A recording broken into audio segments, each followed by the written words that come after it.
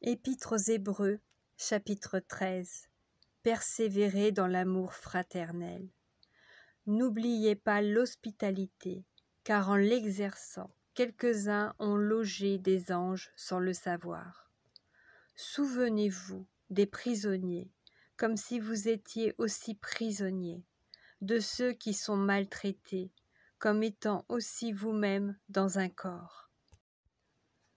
Que le mariage soit honoré de tous, et le lit conjugal exempt de souillure, car Dieu jugera les impudiques et les adultères.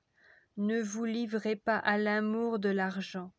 Contentez-vous de ce que vous avez, car Dieu lui-même a dit « Je ne te délaisserai point, et je ne t'abandonnerai point ». C'est donc avec assurance que nous pouvons dire « Le Seigneur est mon aide, je ne craindrai rien. Que peut me faire un homme ?» Souvenez-vous de vos conducteurs qui vous ont annoncé la parole de Dieu. Considérez quelle a été la fin de leur vie et imitez leur foi.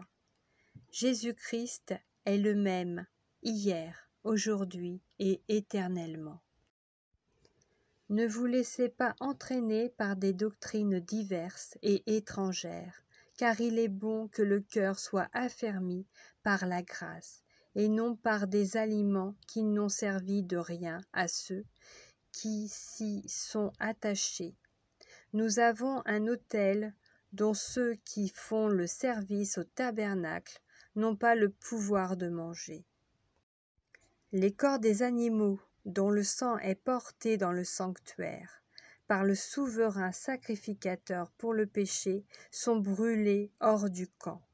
C'est pour cela que Jésus aussi, afin de sanctifier le peuple, par son propre sang a souffert hors de la porte.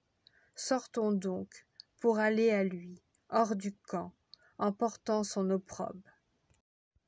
Car nous n'avons point ici-bas de cité permanente, mais nous cherchons celle qui est à venir. Par lui, offrons sans cesse à Dieu un sacrifice de louange, c'est-à-dire le fruit des lèvres qui confessent son nom. Et n'oubliez pas la bienfaisance et la libéralité, car c'est à de tels sacrifices que Dieu prend plaisir. Obéissez à vos conducteurs et ayez pour eux de la déférence, car ils veillent sur vos âmes, comme devant en rendre compte, qu'il en soit ainsi, afin qu'ils le fassent avec joie, et non en gémissant, ce qui ne vous serait d'aucun avantage. Priez pour nous, car nous croyons avoir une bonne conscience, voulons en toutes choses nous bien conduire. C'est avec instance que je vous demande de le faire, afin que je vous sois rendu plus tôt. Que le Dieu de paix, qui a ramené d'entre les morts le grand pasteur des brebis, par le sang d'une alliance éternelle, notre Seigneur Jésus, vous rende capable de toute bonne œuvre pour l'accomplissement de sa volonté, et fasse en vous ce qui lui est agréable par Jésus-Christ, auquel soit la gloire au siècle des siècles. Amen.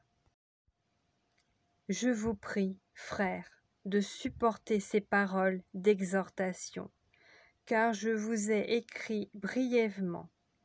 Sachez que notre frère Timothée a été relâché.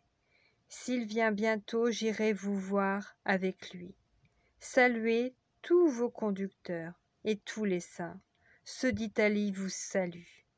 Que la grâce soit avec vous tous. Amen.